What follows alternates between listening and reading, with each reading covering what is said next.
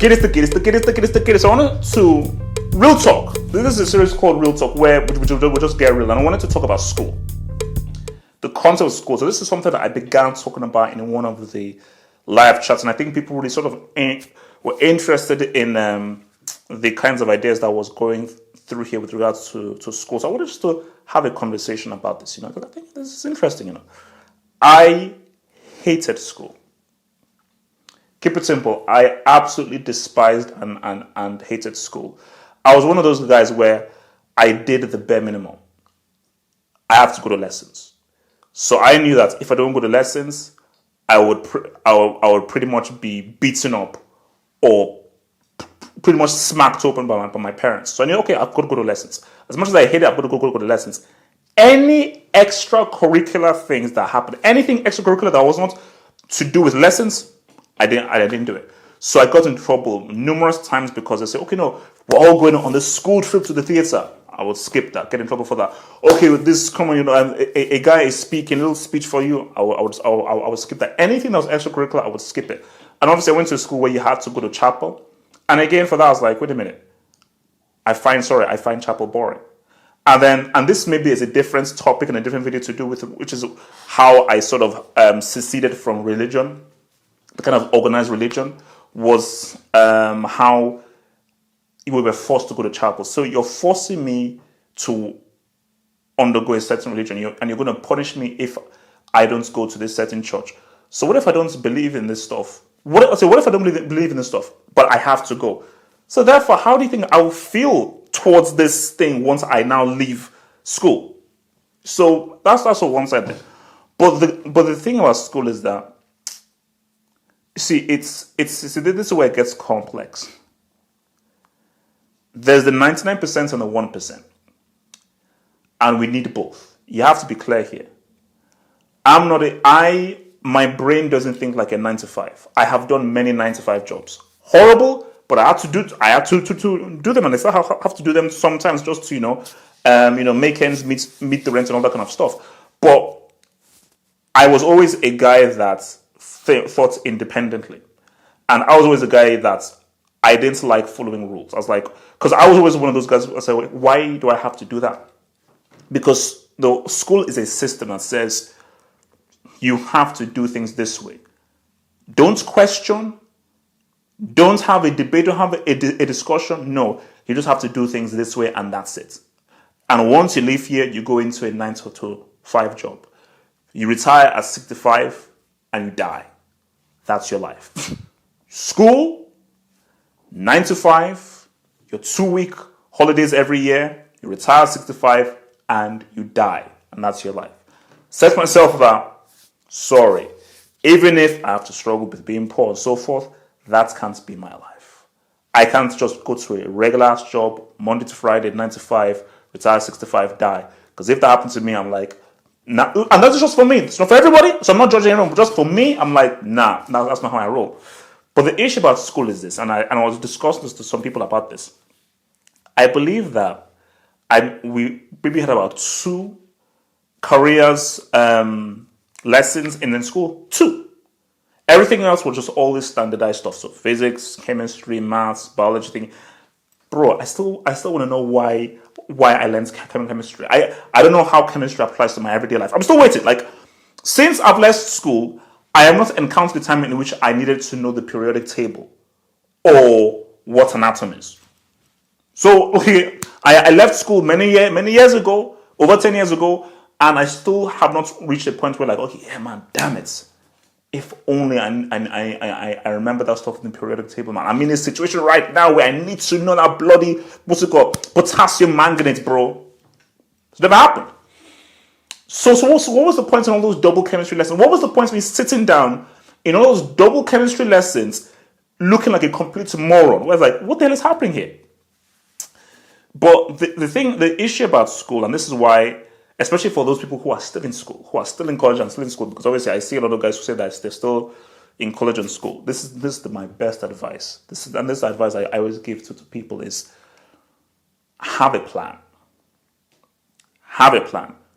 Do the lessons. Get the grades. Do what you want. But Yeah, that's what I say. The key to life is balance. This is one of the best pieces of advice your boy H is going to give you. The key to life is having a balance. You need to do the lessons. Do the lessons. Go to the classes and so forth, but also have a plan. Speak to people who are in a career. Seek out career courses. Go to different courses and have a plan of like, what can I do if I leave school? Or what can I do while I have the time in school to work towards getting a viable job out in the real world? Because the thing about it is that all because you get this certain grade doesn't mean that you will get a viable job. You know? Because sometimes people are looking for experience. And sometimes an employer will say, all right, you've got all these grades, but this dude has experience. So if an employer working for a company, say working for like a software company, and it's person A and person B. Person A had all A's in his school, all A's in GCSEs, all A's A levels, all A's in university. He got like a first class in his uni, everything. This other dude, B's, C's, all that stuff. But during his time in school, he worked as an apprentice in different software companies. He gained experience shadowing other people. Didn't get paid, but shadowing other people working in software companies, and actually had experience in actually working within that company. I am more likely to take person B than person A, because for person A, yeah, you got all these grades. But do all those A's in geography, chemistry, religious studies, can those be applicable to this job of working in a software company? Now, this guy may not have the same grades that you did, but does that make him any less intelligent than you? But the key is that he actually has specific experience for the kind of employer that I want. So the key thing is experience is very, very important.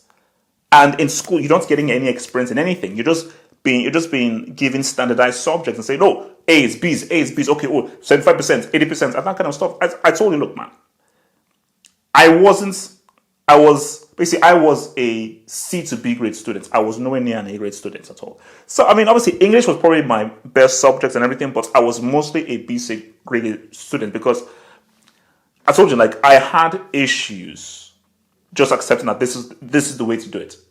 Learn these things, memorize these things, and this is how you do it. I was always thinking that, because I was saying to myself, why?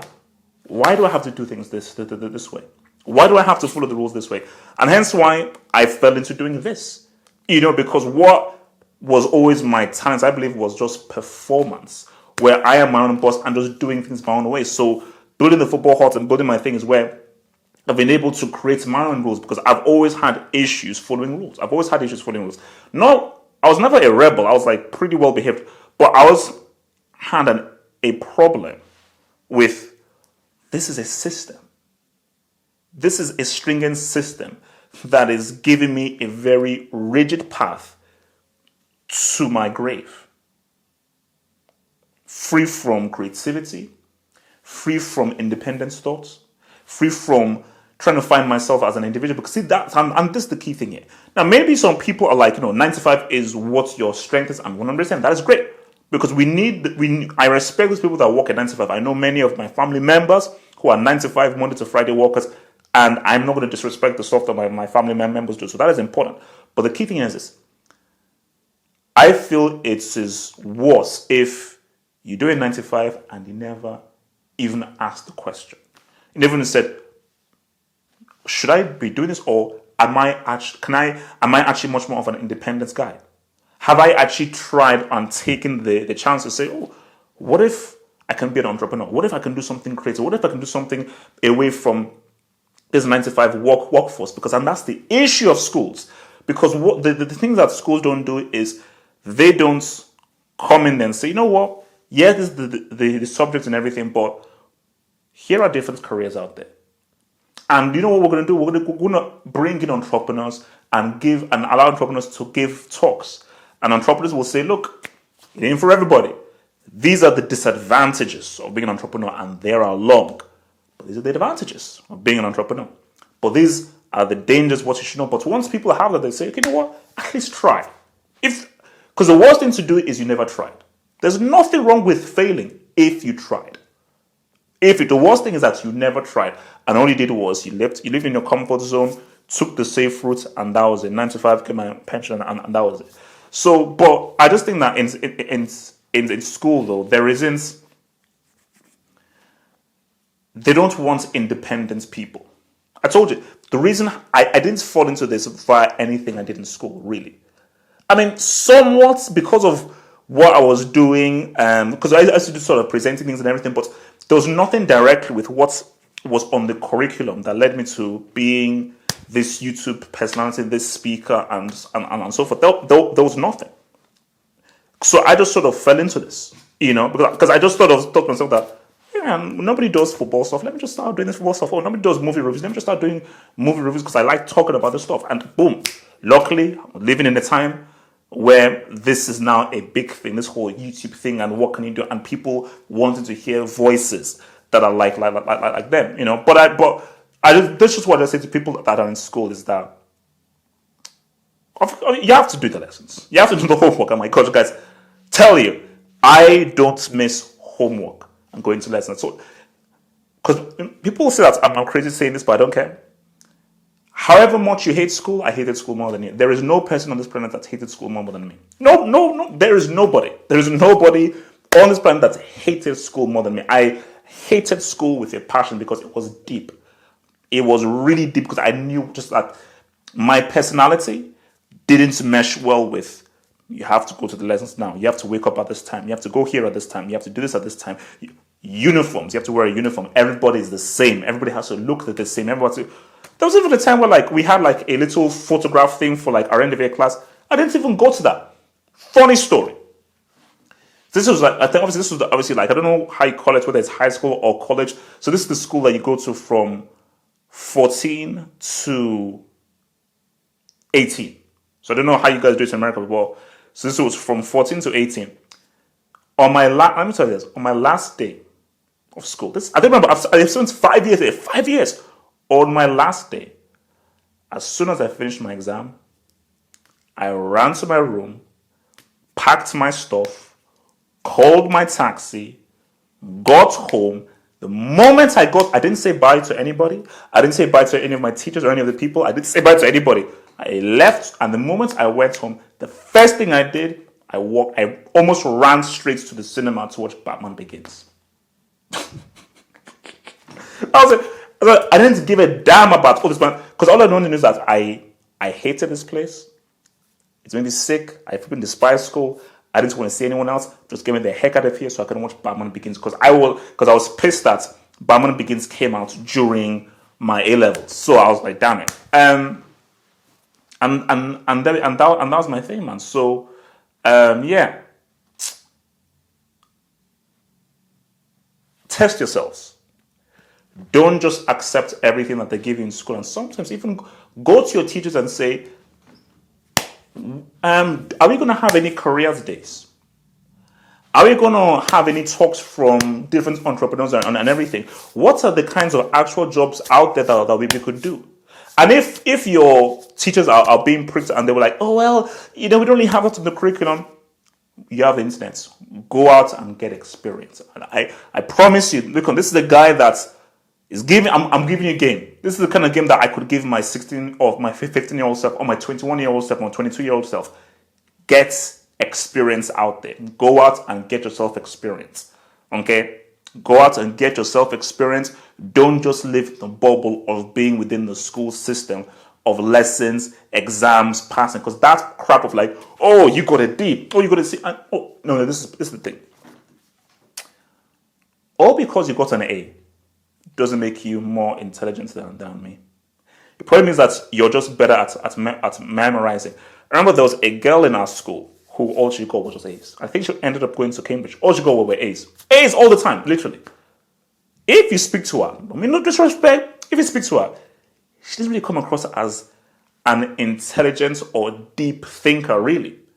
But she was just good at exams, of grasping information and just putting it out in exam form within the constructs and confines of exams and so forth. As for me, as I told you, I was a C grade DCB.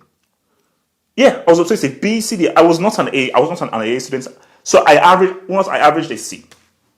So I averaged a C. Yeah, I was a C grade student. So I said to myself, oh, because I was a C grade student, does that mean I'm less intelligent? I remember one of my good friends in school, this guy, he was horrible at academics, got C's, D's, and everything. This guy was an excellent drummer, an absolute excellent drummer. And I remember saying to him and saying to him, bro, don't let these grades judge you. If you work hard, refine your craft, you're going to make it. You're gonna make it as a professional drummer. I'm not sure where he's doing that, but you're going to make it as a professional drummer, 100%. And shout out to him. He actually got me that Nigerian flag that you see of me. He actually got it for me. Like he's a white guy, but yeah, and he was actually the guy that actually introduced me to rock music and Rage Against the Machine. But I said, don't let those grades define you. Do not let those grades define you. Because the thing for me is that, because, you come from a Nigerian family and everything, the grades they force the grades to define you in a Nigerian family, because all they want to know is like, A's got A's, B's, A's, B's, A's, B's. And yeah, for me, when I used to get bad grades, I thought that I would think less of myself, because I was trying to fight within being in the country or not in the country. I remember as a teenager, you can't really think that much exponentially. Of course, you're rebellious, but you can't think that much exponentially. But it's once I left school and I went 3 years and I saw how the world works, and I said to myself that no, these grades don't mean anything. These grades don't mean anything. What you need is just to be smart, street smart, life smart, and have life experience. Because this life it's a game, it's a puzzle. And if you figure the puzzle out, you can make it. And you can figure the puzzle out getting all D's and even all F's in school. All because you got all A's in school doesn't mean that you will figure out still the puzzle of life. Richard Branson, who created Virgin, guy flunked out of school when he was 16 or 17. So that's just my thing there, is that do your best to be independent. No, sorry, this will be a long video, but yeah, do your best to be independent. All right, that's the main thing. There's that. Don't just accept what your teacher tells you or what the system tells you. All right, because the system is built to try and suppress you and suppress your individuality. And you are a lot more than what the system tells you are. Trust me, you're a lot more than what the system tells you, and you must always believe that. All right.